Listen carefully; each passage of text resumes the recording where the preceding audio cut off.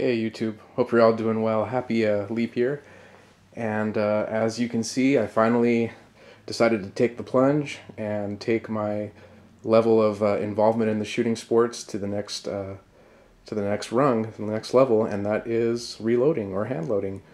I was kind of, I shouldn't say kind of, I was pretty intimidated at first. I It was something that I was interested in getting into for quite a long time, but it just seemed scary, especially the safety issues. I was worried about damaging my guns or hurting myself or someone else. But I started off real slow, and I would like to thank Eric over at the Iraq Veteran 8888 channel. He's very knowledgeable. He had a couple of videos on just basic reloading for beginners. One of them is a 45-minute video.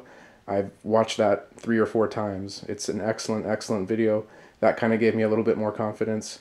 And then he had another video just on the press that I decided to buy, the RCBS Rock Chucker Supreme, and just wanted to thank him because he kind of gave me the little motivation that I needed to slowly get into this great hobby. Now, first of all, let me just show you where I'm reloading. I don't have a big work area. I don't have a garage. I live in an apartment, and I'm here in my bedroom. I've got plenty of space. Of course, it's not a huge setup with all the various different presses and tools and accessories and everything, but it's enough for me. Definitely for a 2-bedroom apartment, it's plenty enough. So let me just kind of give you a quick run through here, and then I'll go over some results. I actually shot my first batch of hand loads a couple days ago, and it went pretty well. So the first thing I did, because I was mostly concerned about safety, is that I read up for about 2 or 3 weeks before I even attempted to start even depriming some of my saved brass. There's, of course, there's several different manuals. I have the Speer manual here, but my main reference is this excellent book by Lyman. It has basically the first 8 or 9 chapters are just dedicated to instructions, how to get the process going, step-by-step instructions for rifle and handgun reloading. And I highly recommend this book. Also, another reason is that Lyman is not, well, they don't make their own line of bullets and powders and primers and things. So they give you loads with different manufacturers. They give you different bullets, different powders. So you have a wide variety of loads to choose from in the information here.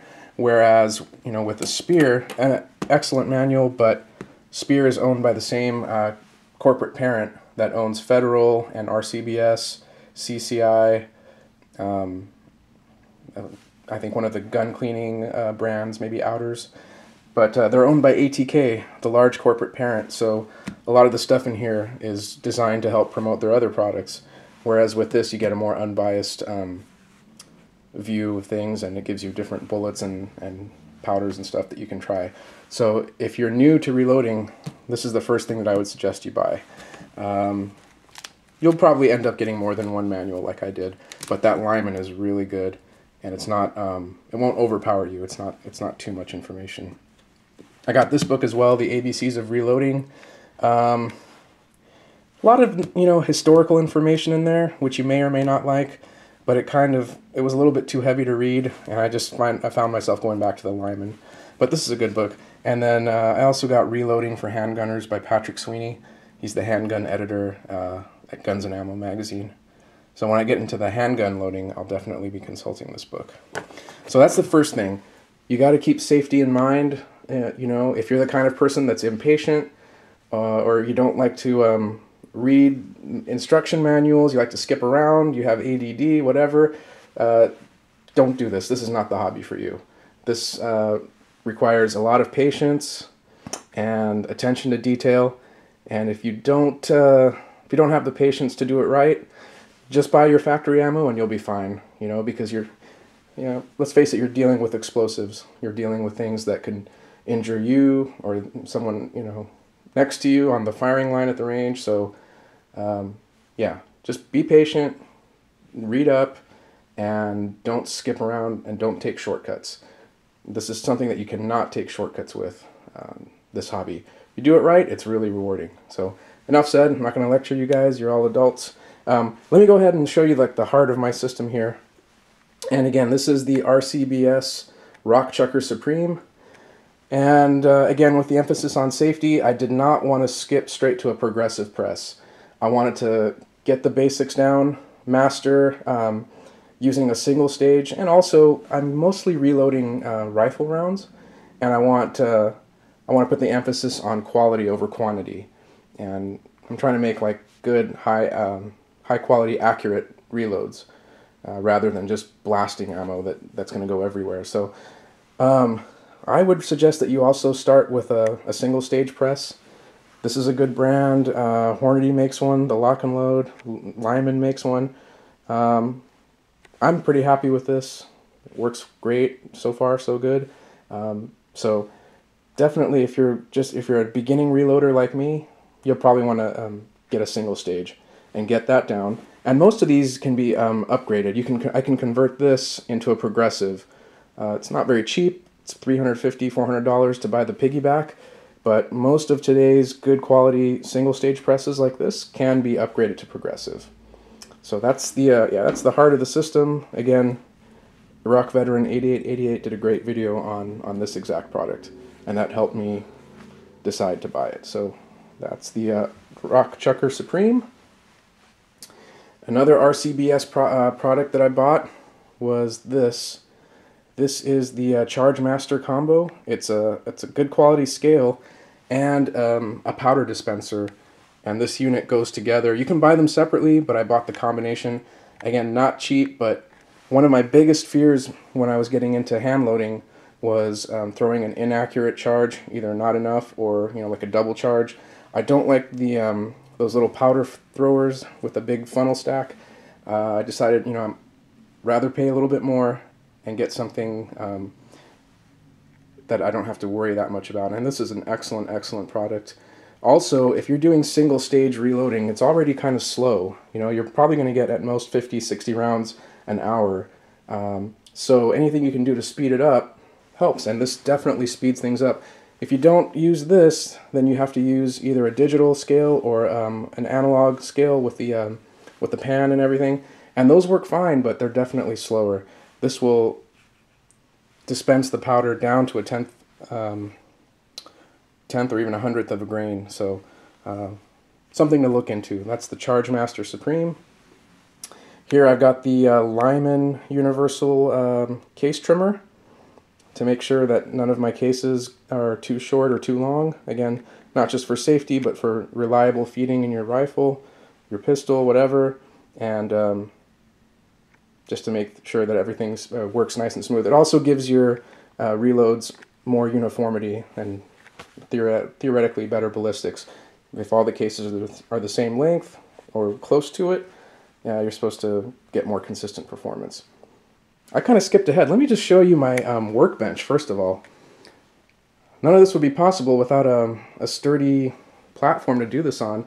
And I got the Stack-On, basically, and it's designed for reloading. It's marketed as kind of a weekend warrior reloading bench. Not very big, but considering how much space I have, it's really all I need. So this was the first thing that I bought. The press clamps down pretty securely. It's not the most secure thing in terms of back and forth motion, but you don't have to put this in a bedroom. You can put it in your garage, and there is hardware included to attach it to a wall, and then it will be rock solid. But yeah, that's the Stack-On workbench. All right, and then just real quickly, let me show you some of the other stuff here. I got the Lyman case tumbler because I like my cases to be clean. They don't have to be spotless, but the cleaner they are, technically or theoretically, the better the performance you'll get. Here I have some dies. I have some RCBS dies. Right now I'm reloading for 308 762 by 54. and 30-06 for my new M1 Garand.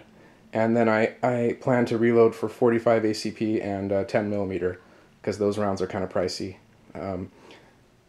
Probably I'll get into 357 Magnum at some point, but I don't shoot that cartridge a whole lot right now, so I'm just going to hold off.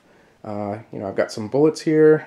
There's my primers, large rifle, large pistol, and those white ones are the military grade from CCI. I'm going to use those for the Garand to, you know, help reduce the chance of slam fires.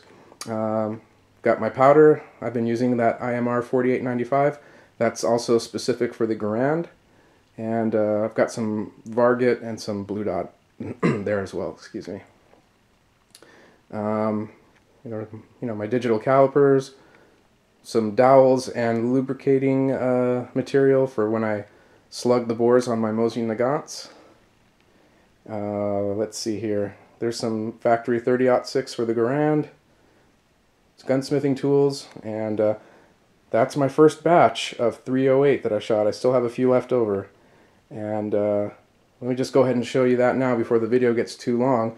Basically, you know, a nice little setup. I've got everything I need. I can always add on to it little by little. The RCBS press is convertible to progressive. And let's go ahead and go over these results here. I just went to the range a couple days ago. And the first thing I was worried about was, you know, please don't let this blow up my gun or blow my face off. Thankfully, that didn't happen. And the second thing I was hoping for was at least some degree of accuracy. I was hoping they wouldn't be, you know, all over the place like a 5 or 6 inch grouping. And I was pleasantly surprised. You know, not too bad for my first time. This is, again, guys, this is the very first batch of hand loads that I've ever made. And these are at 100 yards. Shot through the short barrel, the 20-inch barrel Remington 700 that I have. And, okay, this was with the 175 grain Sierra Match Kings. That was maybe 15 or 20 bullets. There you go. It's not MOA. It's about maybe 1.4, 1.5 MOA. But, you know, considering that it was no hang fires, no malfunctions, and my bullets weren't going everywhere, I'll take it. I can only, you know, hopefully I'll just get only better from here on. So, yeah, that's about an 1.5 inch grouping there. And then on this target, I think my gun prefers the 168 grains. These are the 168 grain Hornady Match bullets. And a little bit tighter grouping on this, maybe 1.2 inches, 1.3. Again, from 100 yards, and I will take that gladly. I still have my rifle, I still have my face, and I have some pretty accurate hand loads, considering my experience level. So, that's just a quick little look at my venture into hand loading. It's a fun hobby. It's very rewarding, especially when you see something like this. You know, of course, I haven't been able to match the high-quality Federal and Nosler loads, factory loads yet, but I'll get there. I just have to experiment with the powders. And just real quickly, one thing that I plan to do from now on, since I only have one 308 rifle and it's a bolt action, what I'm going to do is start neck sizing instead of full-length sizing, so that it's really, really custom-made to fit the chamber of my rifle. And we'll see what happens. I'll do some further videos on that, and I'll keep you posted. So that's my my little adventure in hand loading. So far, so good. I'm really enjoying it, and I'll keep you guys posted. Thank you for watching.